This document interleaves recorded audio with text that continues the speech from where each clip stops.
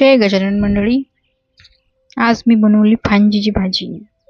फांजीची भाजी ही महाराष्ट्रातील एक अत्यंत पारंपरिक आणि पौष्टिक रानभाजी आहे.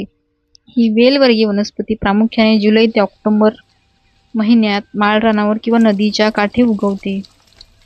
पोषणाच्या दृष्टीने अत्यंत दुर्गम भागात आधी राहणाऱ्या लोकांसाठी ही भाजी व्हिटॅमिन्स आणि फायबरचे काम करत असे. त्या जुन्या काळात ही भाजी साध्या पद्धतीने वाफवून किंवा पिठात मिसळून खायची. तर आपण याला आज एका विशेष पद्धतीमध्ये खाऊन पाहू. तर याला मी पिठात मिसळून याचे धपाटे किंवा पराठा जे पण असेल ते मी बनवलं आहे. एकदम सोपी पद्धत आहे.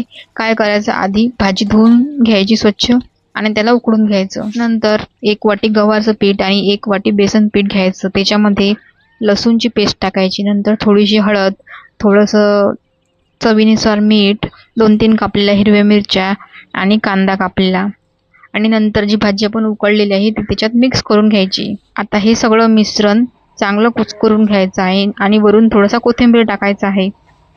आता छानपैकी याचा एक गोळा बनवून घ्यायचा आहे. नंतर आपल्याला याचे पराठा किंवा धपाटा हा लाटून घ्यायचा आहे आणि तव्यावरती थोडंसं तेल टाकून याला खरपूस भाजून घ्यायचा आहे.